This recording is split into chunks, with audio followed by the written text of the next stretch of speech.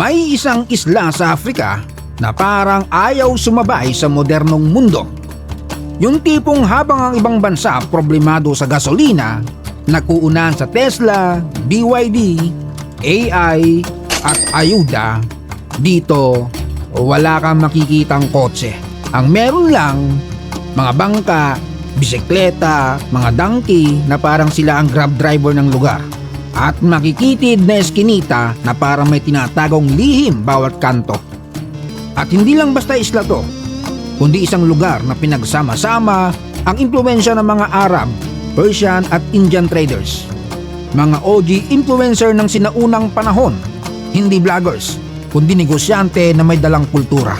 Ito ang bansang hindi mapupunta sa iba dahil ito ay Kenya.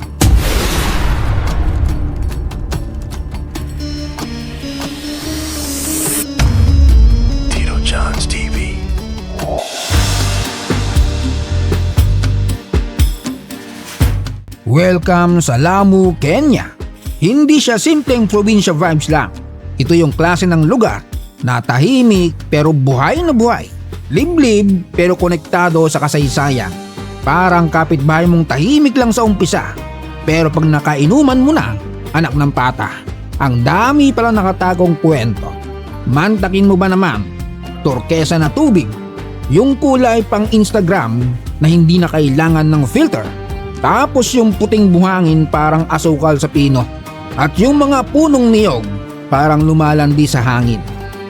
At hindi lang to pang travel goals, kundi isa itong UNESCO World Heritage Site.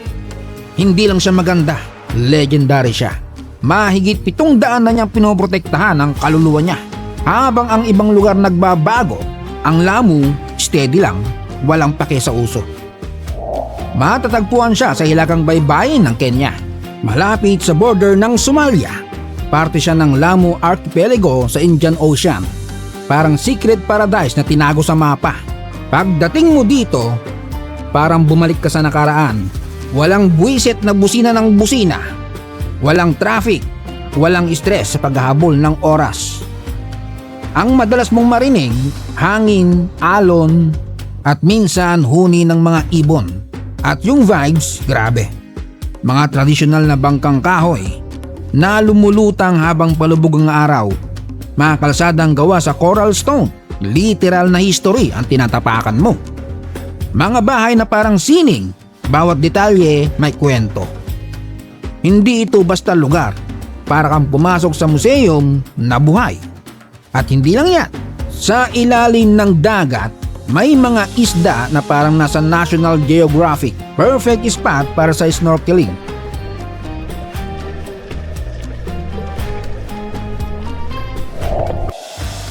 Pero ito ang pinakamalupit na twist. Para maintindihan mo ang Lamu, kailangan mong kilalanin ang mga Swahili people. Sila ang OG mix ng kultura. Galing sa East Africa, nahaluan ng mga Arab traders lalo na galing Oman at Yemen at naghalo-halo sa mga lokal na Bantu communities. Ang naging resulta, isang bagong identity, isang bagong kultura at isang lengguwahe na kilala ngayon bilang Swahili.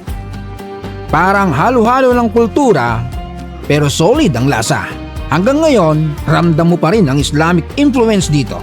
Sa arkitektura, sa tradisyon, sa araw-araw na buhay.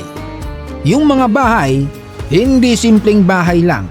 Parang pinaghalo mo ang Africa, Arabia, Persia at India. Tapos ginawa mong isang masterpiece. At syempre, hindi mawawala ang mga iconic spots. Gaya ng Lamu Fort. Itinayo noong 19th century. Dating pang depensa, naging kulungan, ngayon cultural center na. Nandyan din ang Riyadh Mosque, isa sa pinakaimportanteng mosque sa East Africa. Hindi lang simbahan, kundi sentro ng kaalaman at relihiyon. At ang Lamu Museum. Dito mo makikita ang tunay na kwento ng isla. Mula dagat hanggang kultura hanggang sa pinagmulan nila. Kung magawi ka sa makikitid na eskinitan ng Lamu, parang hindi ka lang basta naglalakad. Parang bumabalik ka sa nakaraan. Yung tipong bawat pader, bawat pintuan, bawat hakbang, may kwento na mas matanda pa sa lolo ng lolo mo. Dito sa isla na to, ang mga Swahili people hindi lang basta tao. Sila ay kultura na naglalakad. At syempre, may isang event na parang pista ng buong pagkatao nila, ang Lamu Cultural Festival. Dito mo makikita ang tunay na Lamu, karera ng mga bangka, karera ng mga donkey, poetry readings, bars na hindi lang pang rap battle, kundi pang kaluluwa, at tradisyonal na mga sayaw. Bawat galaw may kasaysayan. Pero hindi lang siya ang bumabalot sa lugar na to. Malalim din ang pananampalataya. Ang Islam dito hindi lang reliyon, paraan ng pamumuhay. Ilang beses sa isang araw maririnig mo ang call to prayer na umaalingaw-ngaw sa buong bayan. Sa mga okasyon tulad ng Maulid, nagkakatipon-tipon ang buong komunidad. Sama-samang panalangin, sama-samang pagkain, sama-samang alaala. Dito mo makikita hindi sila mayaman sa pera pero mayaman sa pagkakaisa. Ang mga bata hindi lang TikTok at ML ang inaatupag. Sa hapon pumapasok sila sa madrasa. Natututo ng Quran, Arabic at Islamic studies. Yung kaalaman hindi lang tinuturo, ipinapasa. Parang apoy na hindi pwedeng mamatay. At ito ang kakaiba sa Lamu. Walang kotse, as in zero. Ang hari ng kalsada, donkey. Siya ang delivery rider, siya ang taxi, siya ang logistic system ng buong isla. Makikita mo sila chill lang, naglalakad sa makikitid na daan na parang sila ang may-ari ng mundo. Sa umaga, habang tulog pa ang karamihan, ang mga mangingisda ng Lamu gising na.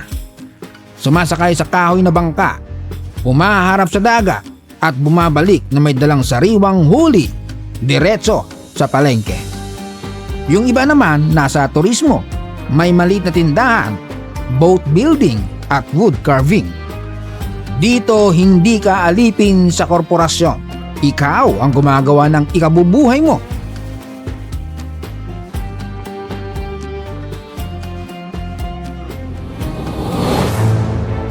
At ngayon, habang nagtatapos ang ating paglalakbay sa Lamu, may isang bagay na iiwan sa iyo ang lugar na to. Hindi souvenir, hindi picture, kundi pakiramdam. Yung tunog ng panalangin na parang umaalingaw-ngaw pa rin sa dibdib mo. Yung katahimikan na hindi mo mabili kahit gaano kakayaman. Sa mundong sobrang bilis, ang Lamu ay nagpapaalala sa atin na okay lang bumagal. Kung nagustuhan mo ang biyahe natin, bossing, like mo na yan. I-share mo sa tropa mo na stress na sa buhay. At syempre, pakisuportahan mo ang channel na to. Dahil sa susunod na video, may panibagong kwento na naman tayong bubuksan. At sigurado, hindi mo na naman makakalimutan. Ito si Tito Jones TV, nagsasabing hindi lahat ng yaman nasusukat sa pera. Minsan, nasa tahimik na isla lang pala.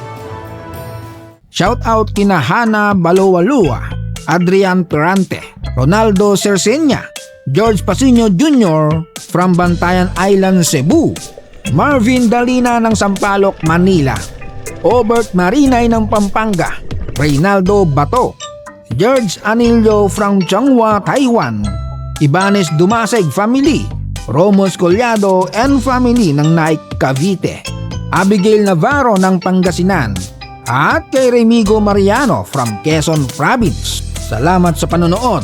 Hanggang sa muli.